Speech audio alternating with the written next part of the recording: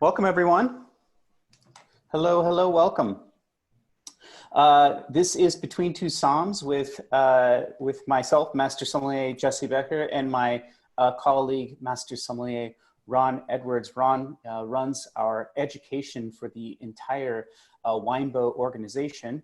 I work with Craft and Estate, one of the import divisions of Winebow, but we're very happy to have you here to talk Portugal and specifically Lisboa. Hey, how are you, Jesse? It's good to see you again this week. I don't think we've spoken this much in consistency since, I don't know, since I've known you. This has been fabulous. This is nice. Yeah, I really look forward to this every week. Actually, I've been to Portugal just once, but I really don't have a lot of experience, boots on the ground to some of these specific regions around Lisbon. And Ron is quite studied up on the wines of Lisboa and in Portugal in general. And he's also not too shabby with the pronunciation, I've learned. So I'm going to let Ron kind of take the lead here.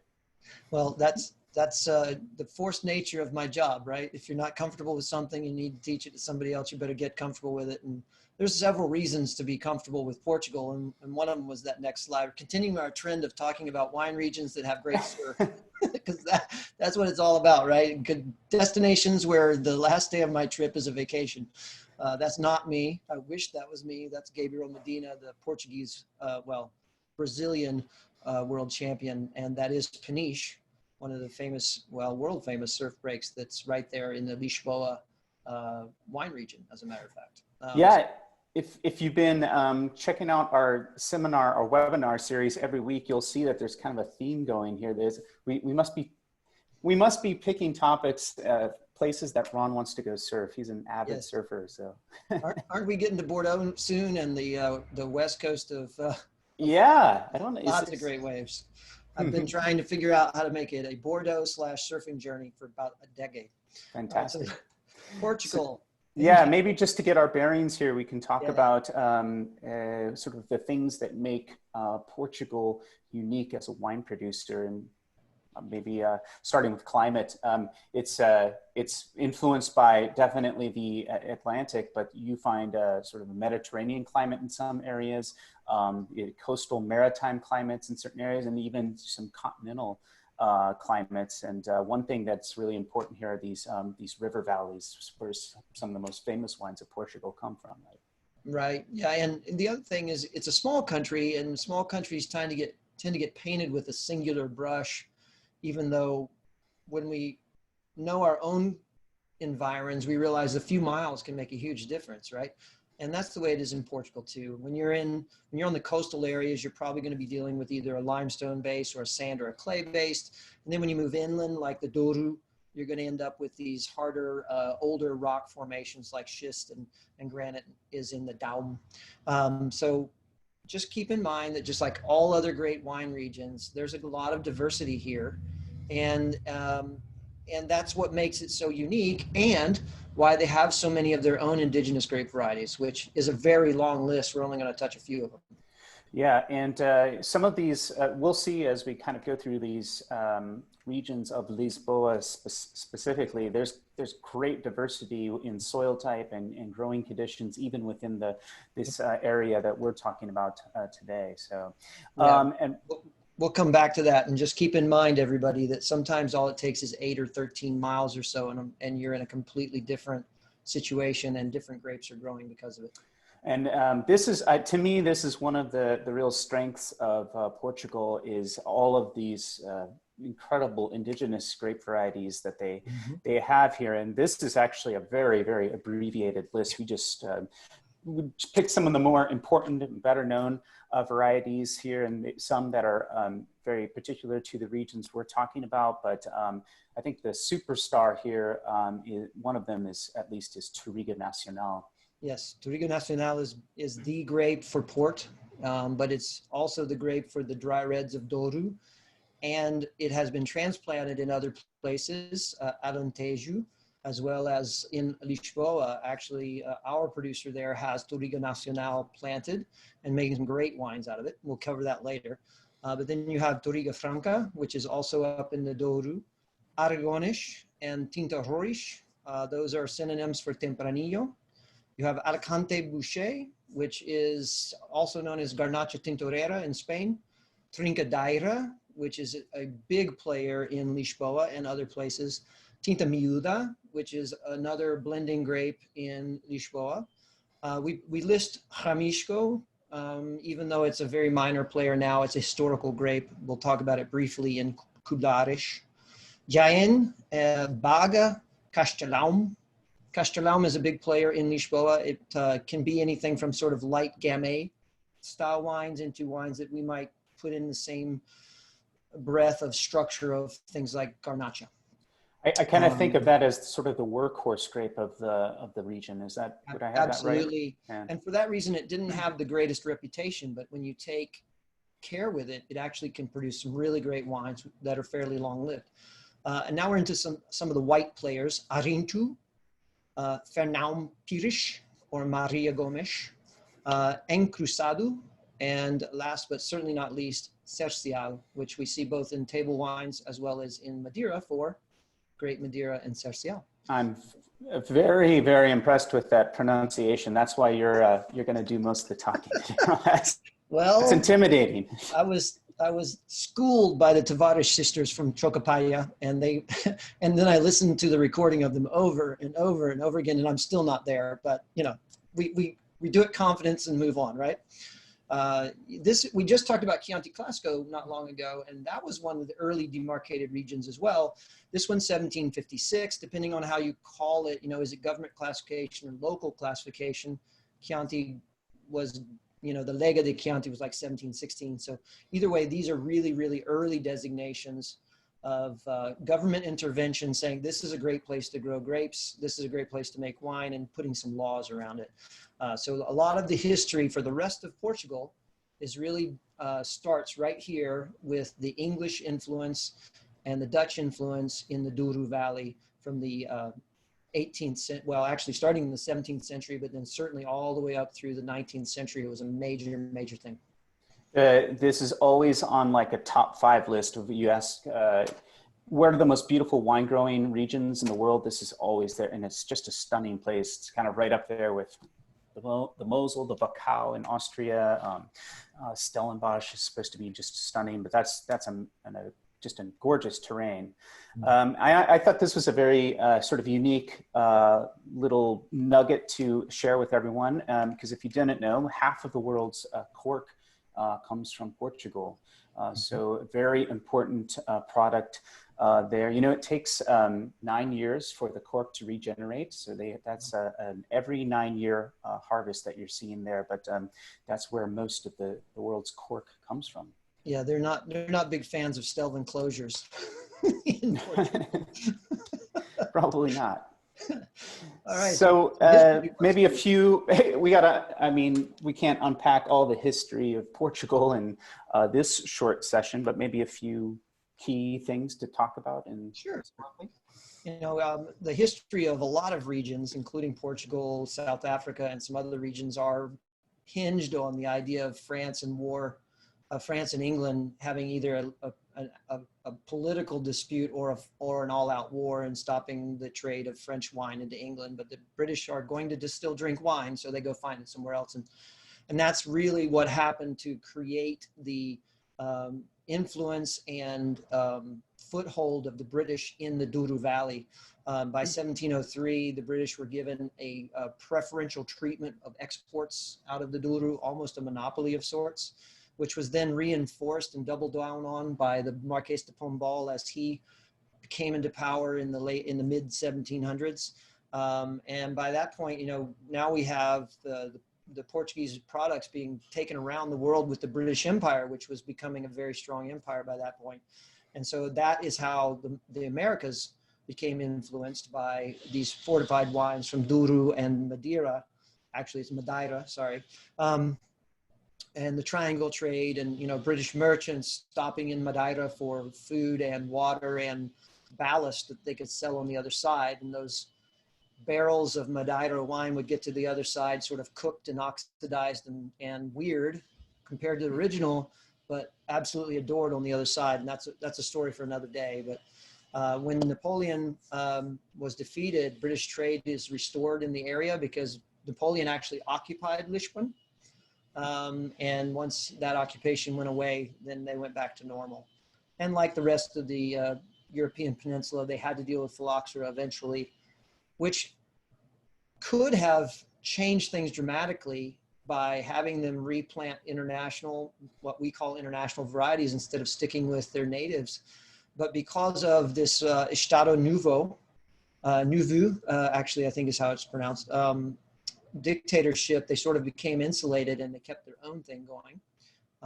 And the good part of it, if there is a good part of a dictatorship, in this particular case was the institution of a whole lot of co-ops, which kept wine production and viticulture relevant to the culture even during that time.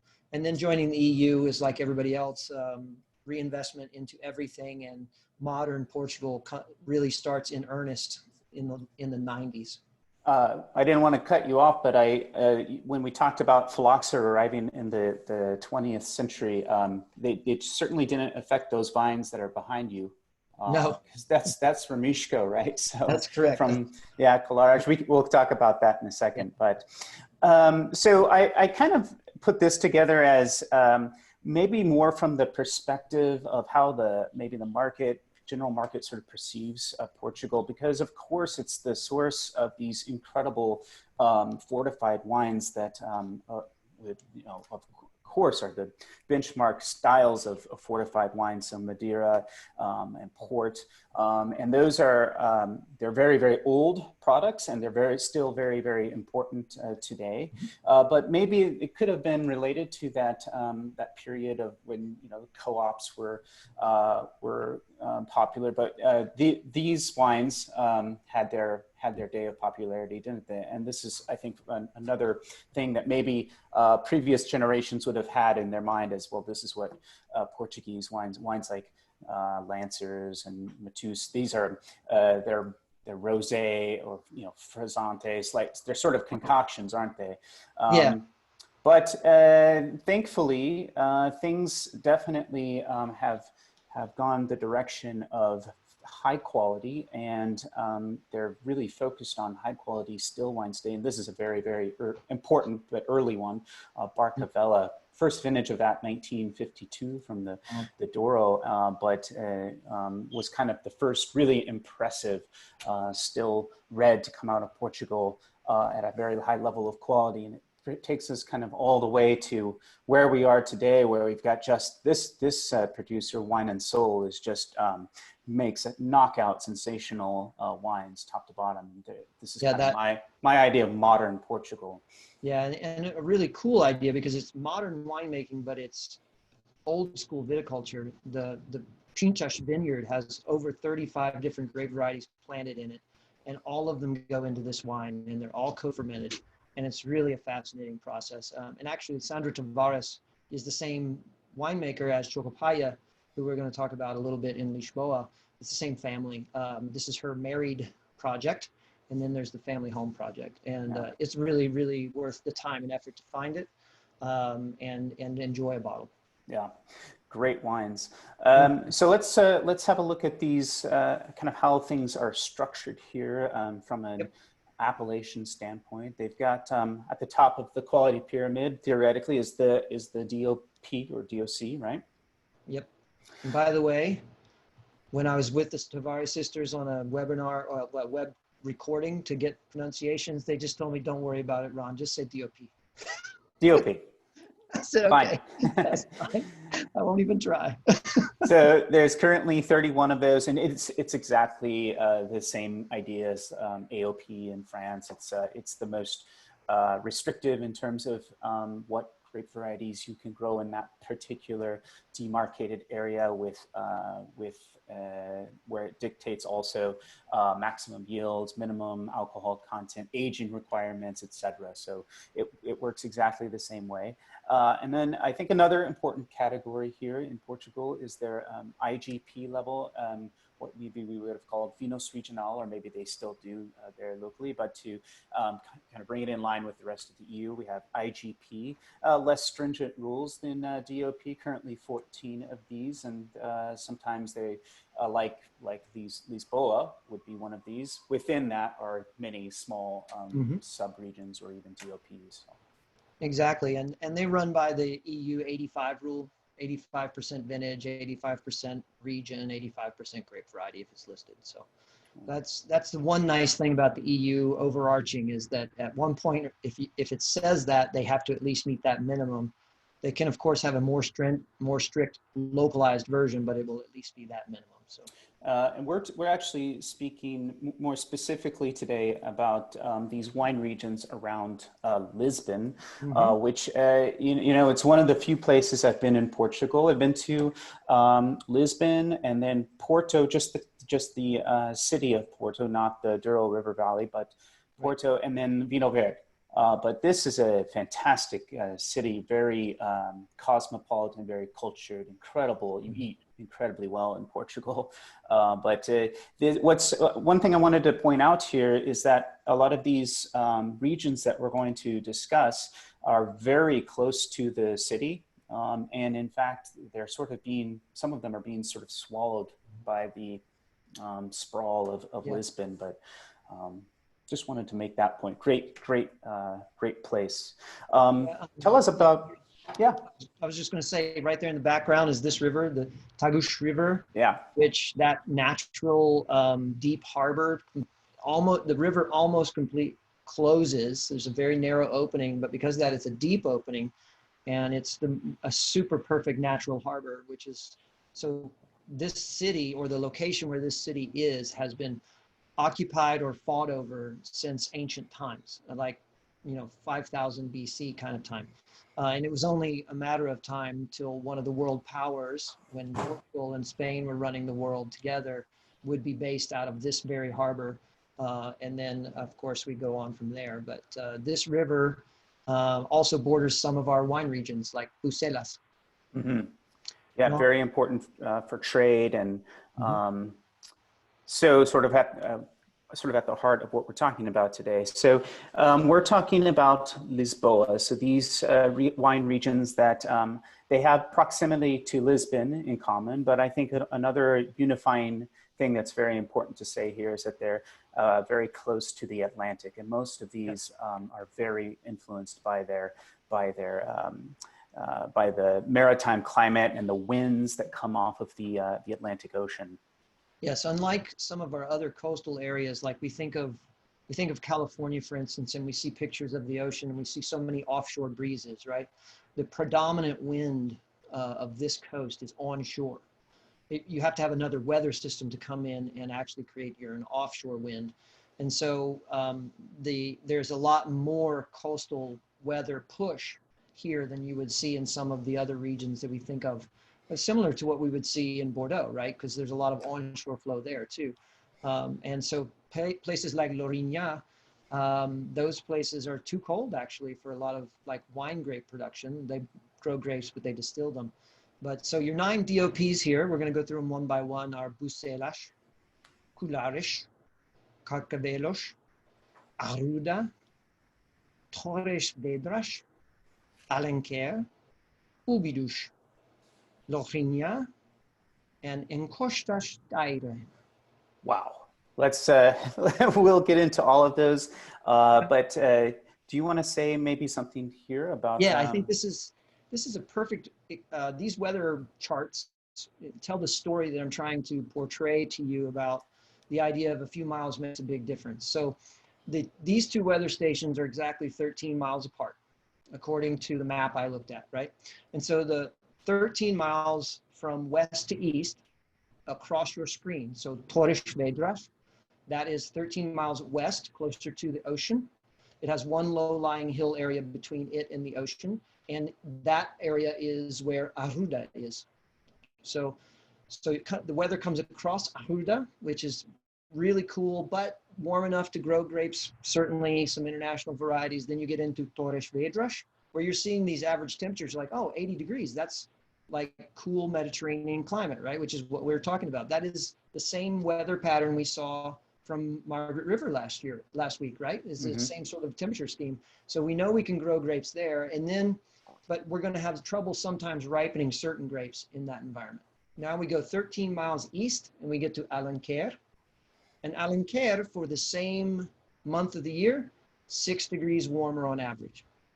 That's a big difference in ripening, right, Jesse? Yeah, absolutely. And it's these are, as you said, very close to one another. So this is a very compact area with some very, very different growing situations, different terroirs within this this small region. So, and one thing I'll just, and this is kind of my, whenever anybody asks me about what should I just, what are great wines to just drink every day, I always am recommending you should drink wines from Portugal. And part of it is, I think the value is tremendous. They're definitely on a just upswing in terms of quality, and you get great value out of here, but they're all just such original and unique wines. So some of these are just real originals that you only find in Portugal. This first DOP, however, is actually not for wine, but for aguardiente, or a distilled, essentially a brandy, right? Yep, it's eau de vie / brandy. And there you see how it's made, and it has some importance, and it is the buffer zone between that and the wine-related region of Ubirus. I haven't had any of this before, but I've read about it. So it's quite, the wind is very much a factor here. It's quite cold and so difficult to ripen wine grapes. And so what they do with the grapes here is they use them for distilling and producing a brandy. So the Renia. It makes a lot of sense, considering we look at you know, the wines of Bordeaux, and then we go a little further north, and now all we're doing is making brandy in Cognac, right? Same kind of thing. So here we are in Costas d'Aire. You know, this is a relatively recent DOP. Its most famous wine is actually a wine of kind of antiquity, literally from medieval times, medieval de Ourém. Ourém is one of the subregions of here, along with, I'm not really, I think it's Alcobaça, but this is 80% Fernão Pires. Fernão Pires is a white grape, and while it's still fermenting, you take 20% of Trincadeira, which is a red grape, you pull it off its skins while it's fermenting, and then you blend them and finish fermentation. So it's sort of a red rosé, and it was invented by one single monastery in the medieval times. And I think it sort of, in my head, it makes sense, right? You have all the acid and tartness and freshness of a white wine. You have some of the tannin and interest of a red wine, but it fits beautifully with Portuguese food of the area, which is going to be, you know, seafood heavy and that sort of thing. So anyway, it's an interesting wine. I look forward to trying it sometime. You didn't happen to try it while you were there, did you? No, and it's yeah, I love the name, and this is, and it kind of fall, and I know it's just one little sort of unique wine of this one particular area, but it just sort of emphasizes that what I was just saying is that some of these have just total original wines that you don't see anywhere else. Yeah, and stay on this picture for just a second, because I think that if you're paying attention to the picture, you can see what I was talking about with prevailing winds. When you look to the left, let's see, as you're looking at the screen, look left and you see the more the open ocean, the prevailing wind direction, the white caps, this unsettled sea, right? You come across the peninsula where the peninsula is guarding it from the wind, and now the water's nice and clear and flat. And that's kind of what that's the resulting wind that's causing all of the maritime influence on these regions. You studied that picture like a surfer would. Yes, I did. You're looking for the breaks, aren't you? Okay. I know, they're right there in the bay past the peninsula. Obidos, am I saying that correctly? I think it's Ubirus. Ubidus. We, you know, at the end of this, all of those people who registered and attended, I'm going to send a digital learning module that's all about the beginnings of Portugal and Portuguese wines, that has a wonderful long list of pronunciations straight from the Tavares sisters to help you. That's where I'm learning mine, and mine are imperfect. And as I've told people all along, none of us speak all the languages. Just speak what you're speaking once with confidence and move on. So there you go. there's a gap right there. That peninsula creates it also leads to a gap in the hills / low-lying mountains that makes it such that Uberdush is really sort of cold. The wind sweeps across that area that's just for distillation and then ends up here. And you can make some really great sparkling wines here because it's sort of like, I don't know, to translate it to the champagne concept where it never gets very ripe, but ripe enough to create lovely sparkling wines. And that's what this region's all about. So what's next? Bucelas. Yes, Bucelas. Bucelas is different in one major way, and that is that most of the soils here are sandy loam, not much in the calcareous material like you have in the other appellations. And the other is that this region is now well established as the go-to region for the white grape Arinchu. And Arinchu is, if you haven't had it, this is a good place to start with this appellation. It can age well, it's bright, it's citrusy, it has this, when it's at its very best, it carries this sort of kind of almost Albarino style texture. And it's a really, really delicious wine on the table or otherwise. And I agree. These are really impressive to me. I'm a big fan of these wines and the Arinto grape variety. High acidity, lots of cut to the wines and texture to them. And yeah, that's one of the stars, I think, of Portugal. Absolutely. This is a really cool little appellation, Colares. Yeah, and little is the key there because Colares is just about to disappear. It is one of the regions competing for the love of the ocean because this appellation actually starts in the sand dunes, almost on the beach, and goes inland. But this is the area that the wealthy of Lisbon want to build their homes and look at the ocean. And real estate for that sort of development is actually far more valuable than the wines. And so the wines are becoming much harder to find. And I've only had one bottle in my whole life. And it wasn't because it was brought to the US. One of my wine reps went to Portugal and they knew I wanted to try it and they bought a bottle and brought it back to me. Yeah, and you always read that they dig these trenches, and the whole growing the vine really close to the ground and digging trenches, and I suppose those fences there are probably windbreaks. It's because this is so exposed to the wind. Windbreaks, and especially to keep sand from blowing in there and pelting them. And honestly, other than knowing there's Ramisco and Malvasia, I think we can move on because it's so hard to find these wines. But that's also Colares. Yeah, that's the reason that you can't grow grapes there much anymore. Yeah, it's a popular beach destination. Yeah, absolutely beautiful. Well, here's an appellation that you can just see as being sort of swallowed up by Lisbon. It's Carcavelos. Carcavelos. Yeah, and it's a fortified wine primarily, sort of appellation, which is a style of wine that's less popular in the world. And then you throw on top of that it's right next to the suburbs of Lisboa, the city. And all of a sudden you have a recipe for disappearance. And so there's only 25 hectares, I believe, left now. Yeah, there you go. Worth finding if you can find it, because all wines are worth finding at least once, but it's this could be one of our disappearing appellations within our lifetime. And now we come back up to the regions where we were talking about the influence of the ocean and the comparative warmth of Torres Vedras as well as Alenquer. So it's windy and cool on the extreme west, and then it gets a little warmer. That weather site that we took the shot of is like dead center in the middle of that DOP. This is still primarily Castellão, Tinta Miúda, Aragones, Trincadeira, but there's also a fairly large planting now of international varieties for blending or for bottling on their own. And I kind of look at this as places in Europe are old. Their grapes are old. The styles of wine have been there forever. And the people who live there like to try other things as well. And there was also the need in Portugal to reestablish Portugal as a brand. And the first thing they could do in some places was reestablish it as a brand with a grape that other people knew.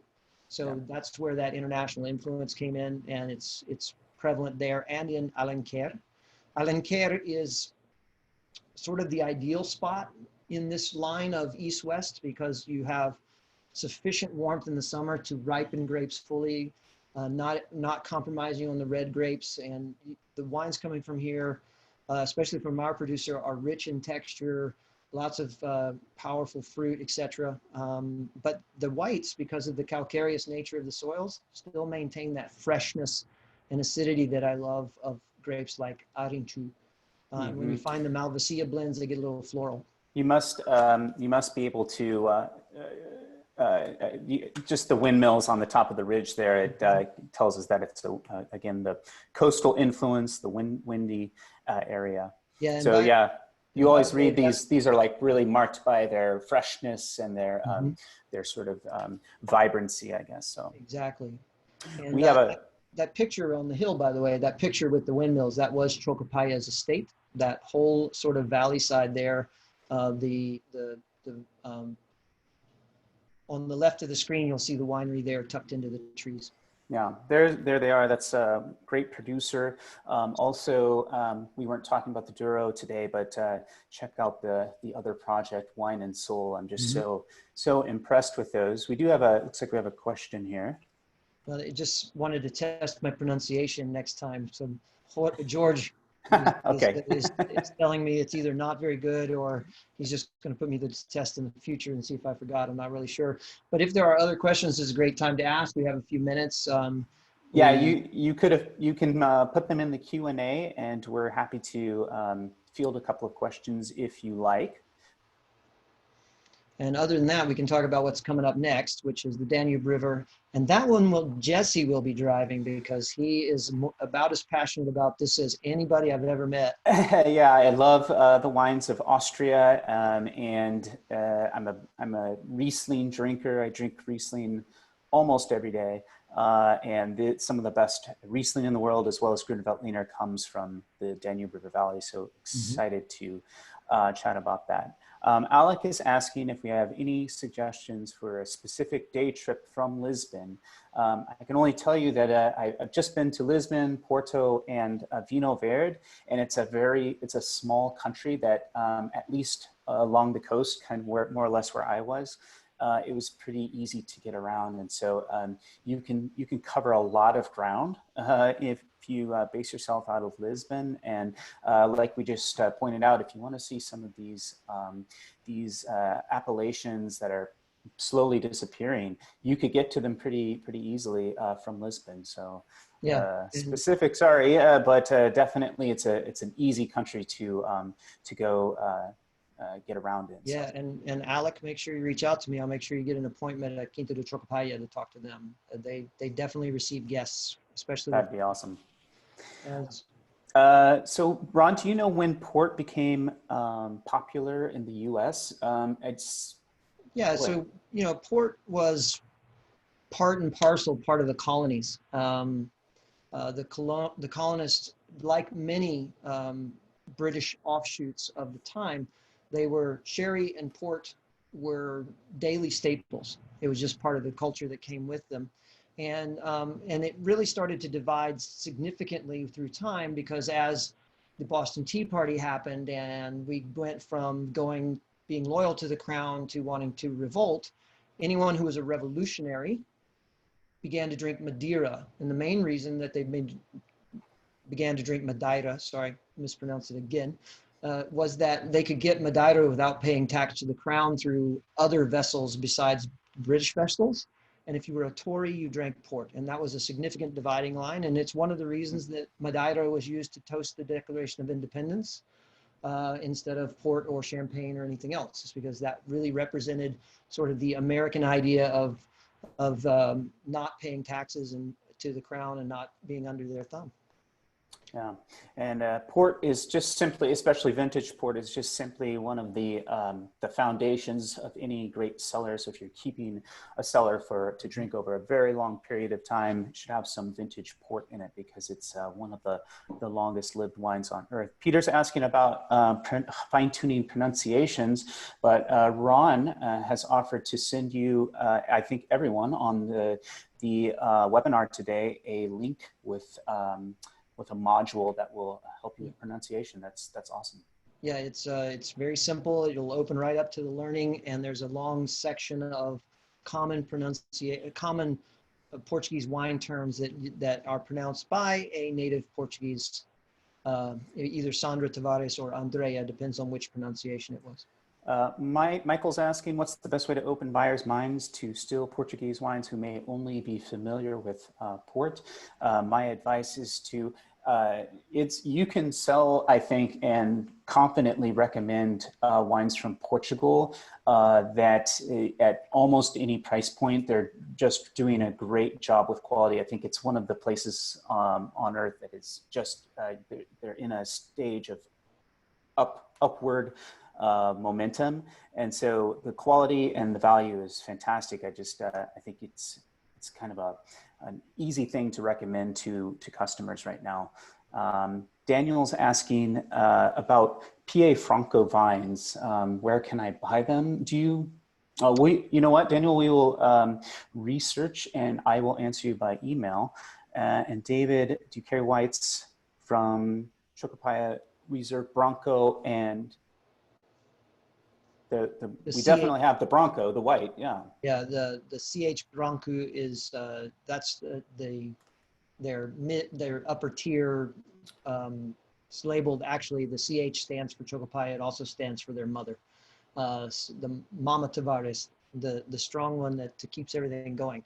It's going to be market to market. So ask your sales rep as to see what's there, and then of course I'm not going to commit anything for a local market, but maybe they can order it off of one of our warehouses if it's in the US somewhere. I know at times we have, yes. Jim is recommending a Douro River cruise. I think that sounds like a fantastic idea. Good. Mm-hmm. I think some of these, we really appreciate all the questions and comments. This is fantastic. I'll maybe take one more here. Explain the different effect this region has on the traditional grapes that you find from the Douro and Dow wines. So like when Touriga Nacional shows up at Quinta do Chocopaya, I find the wines to be very similar, that the Touriga Nacional is powerful and intense and deeply colored, and the kind of wine that your California cab drinker is going to latch onto and really enjoy. And I suppose if there's a difference coming out of the Douro and into Lisboa, it's just a little less weighty, a little less tannic. And I think that when you talk about you're dealing with continental climate versus maritime, really, really warm, hot, dry summers versus much more moderate. So I think that the general thing is that you're going to have a little less ripeness, a little less thickening of the skins, and therefore have a little less tannin across the board with red grapes, especially. On the whites, I think you're going to transition them into a fresher, higher acidity version or lower pH, whichever way you want to look at it, so that the wines just feel lighter. Awesome. Hey, thanks everyone. If we didn't get to your question, we are going to get back to you via email. We really appreciate you checking us out, and thanks for coming back if you're a return visitor to Between Two Somms, and we hope to see you next week to talk about the Danube River Valley. Ron, thank you so much. Thank you, Jesse. It was always a pleasure. Thanks. See you next week.